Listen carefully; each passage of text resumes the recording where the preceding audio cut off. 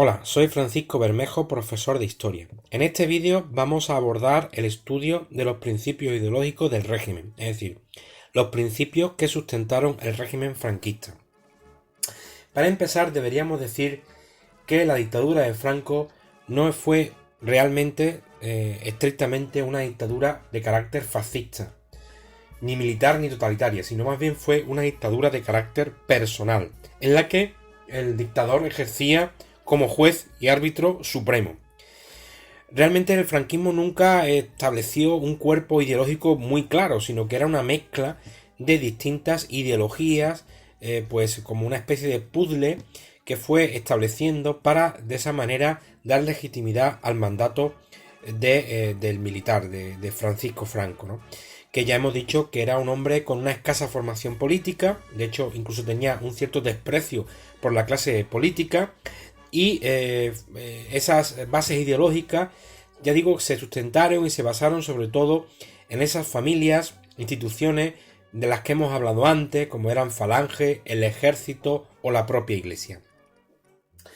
Una de las características que marcaron, digamos, el régimen fue el caudillismo, es decir, el caudillo, el dictador concentraba todos los poderes y todas las ideologías, familias e instituciones se dedicaban a ensalzar los poderes de esta persona que se mantuvo en el poder precisamente gracias a esta situación, ¿no? Los cuatro principios ideológicos sobre los que se basó el franquismo fueron el nacionalismo español, el nacionalpatriotismo, el nacionalsindicalismo y el nacionalcatolicismo. En cuanto al nacionalismo español, establecía a España como una comunidad nacional, unitaria, en la que no se admitían ningún tipo de diferencias de tipo nacionalista, con una unidad lingüística y religiosa, de tal manera que era un estado centralista en el cual el dictador tomaba todas las decisiones sin consensuarlas en absoluto con cualquier poder que fuera regional o autónomo, es decir, todo lo contrario a un estado descentralizado como se había pretendido establecer durante la Segunda República o el que se estableció a partir de la Constitución de 1978 con las comunidades autónomas, el modelo de las autonomías. En cuanto al nacionalpatriotismo, esta ideología estaba relacionada directamente con las ideas de jerarquía, disciplina, que había establecido el ejército durante la Guerra Civil, austeridad, autoritarismo, virilidad, y se basaba en una fuerte represión de la sociedad española, sobre todo dirigida a aquellos que se oponían al régimen o que se habían opuesto al régimen durante la Guerra Civil Española. Era un régimen, por tanto, firmemente anticomunista que estableció procesos de depuración contra todos aquellos que, ya digo, se salían de las normas establecidas por este régimen. Ya hemos aludido anteriormente a esa famosa ley de responsabilidades políticas que perseguía a republicanos, comunistas, socialistas, masones, es decir, cualquiera, ya digo, que tuviera alguna intención de oponerse al régimen dictatorial. El nacionalsindicalismo buscaba imitar, sobre todo desde el principio, al corporativismo italiano. Podemos decir que el corporativismo busca la centralización y planificación a través de organizaciones tales como empresas, sindicatos, gremios, colegios, profesionales.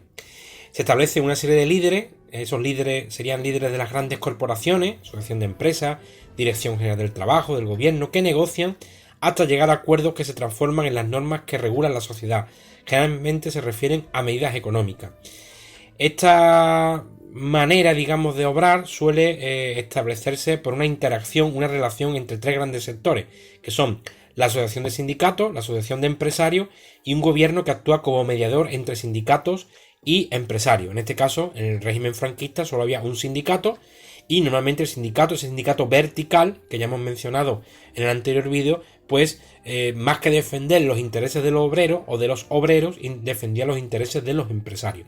Y el Estado actuaba como mediador, pero siempre tirando más a defender a los empresarios y evitando, por ejemplo, cualquier tipo de disturbio, de manifestación de huelga, con lo cual los obreros no tenían capacidad para presionar a los empresarios. Estábamos, por tanto, ante un sistema falsamente capitalista, aunque es verdad que a lo largo de la evolución del franquismo se fueron introduciendo cada vez más métodos de tipo capitalista, pero sin permitir la capacidad de protesta de los obreros. Por último, estaría el nacionalcatolicismo, que estaría directamente relacionado con la Iglesia y con la fe católica, a la cual ya hemos hecho mención en el anterior vídeo.